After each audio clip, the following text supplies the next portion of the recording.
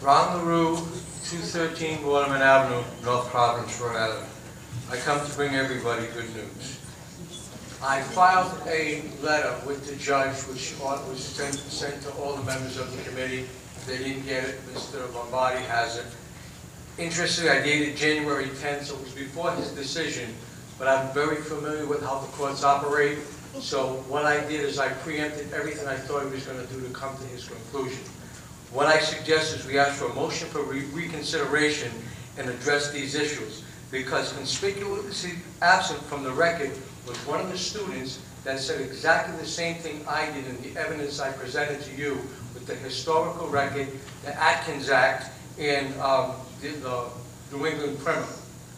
Now, the judge claimed you were coerced by the Christians in the thing, and when in fact what you are doing is following statutory law, and for you not to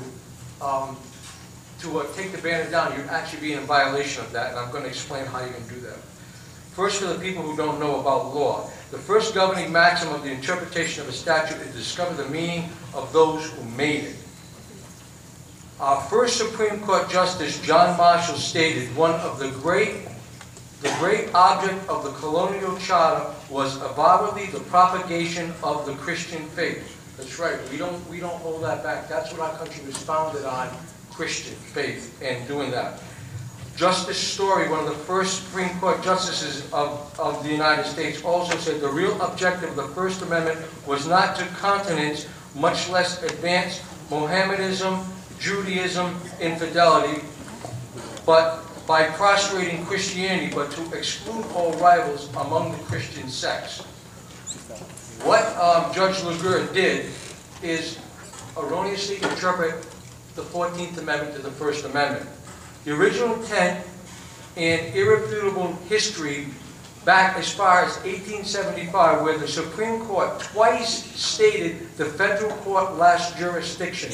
The rule adopted by the Supreme Court in the states in interpreting the 14th Amendment makes it inapplicable to the religious liberties, any other right of a citizen as determined by the states which the residents, and that's in Wallace 8 and Wallace 16. Now, it goes on to say the whole power of the object of religion left exclusive to the state government and to act according to their sense of justice in the state constitution.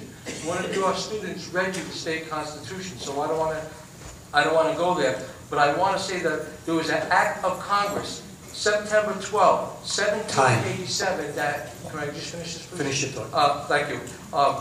1787, that authorized the use of the Bible to be used in the schools, and it was an act of Congress. Therefore, if you take the banner down and do that, you're violating this act of Congress. It took me, from the last time we were here until now, to find and dig this up. I had to have David Barton get it for me, because it's so rare, it's so difficult to find.